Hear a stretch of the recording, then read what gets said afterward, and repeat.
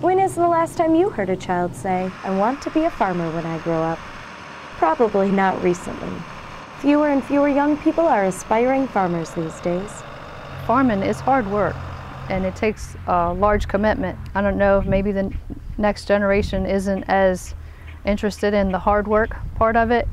Tend to have had a lot of things given to them and taken care of for them, and there's a lot of responsibility in farming. The U.S. Agriculture Department shows the average age of farmers has risen each year. Most are between ages 45 and 64.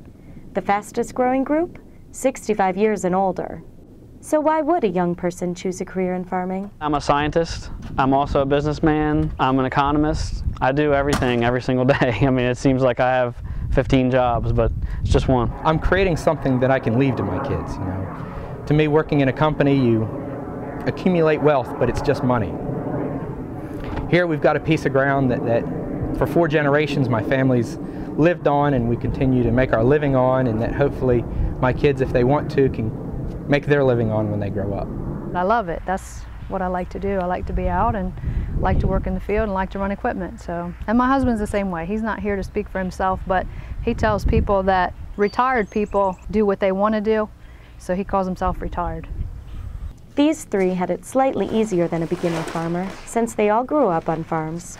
Starting from scratch is difficult. There's so much cost to it. Land is extremely expensive because it's not priced at what farmers can buy it at, it's priced at what developers can buy it for. And equipment can cost up to $500,000. There are other challenges as well. There's always a struggle out there. You're always fighting the environment. And if it doesn't rain, we can lose a crop. What we get from the crop is based on the Chicago Board of Trade prices, and we don't have any control over what we get paid at the market. Back before 2007, I was getting paid the same thing for a bushel of corn that my grandfather was getting for a bushel of corn in 1960. But they were sure to emphasize that it is a viable way to make a living. You're probably looking at like $100 an acre of profit, but it only takes one missed rain shower to make that zero. So, I mean, it's really hard to put an exact number on it, but we're making a living. Some people may not want to go into farming for other reasons. One of the misconceptions is that farming has gone to corporate or industrial agriculture. Farmers, for legal reasons, have created corporations, but I don't know of a single farm that's not owned by a single family.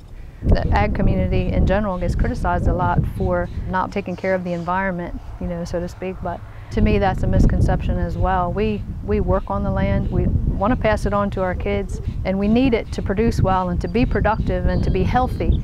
And so it's to our benefit to take care of it as best we can. People don't like government subsidies. However, first time that grain prices went up and people had to pay more for their cornflakes, the farmers get blamed. And without government subsidies for the last 20 years, farmers could not have survived. Experts say it's imperative that we continue to grow our own food supply in the U.S.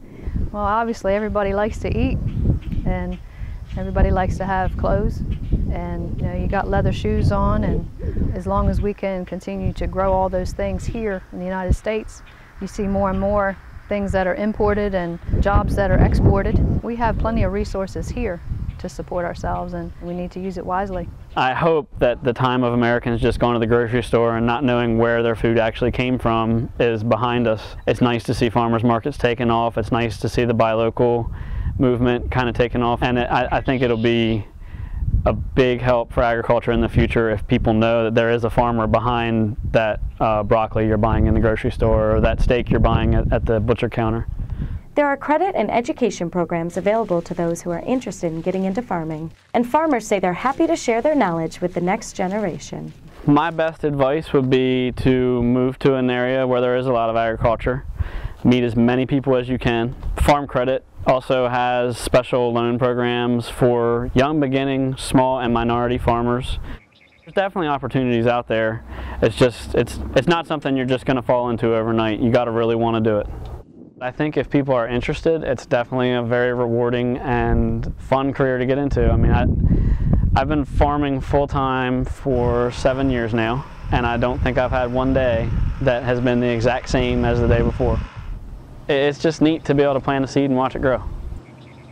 Jeniece Pettitt reporting from Washington.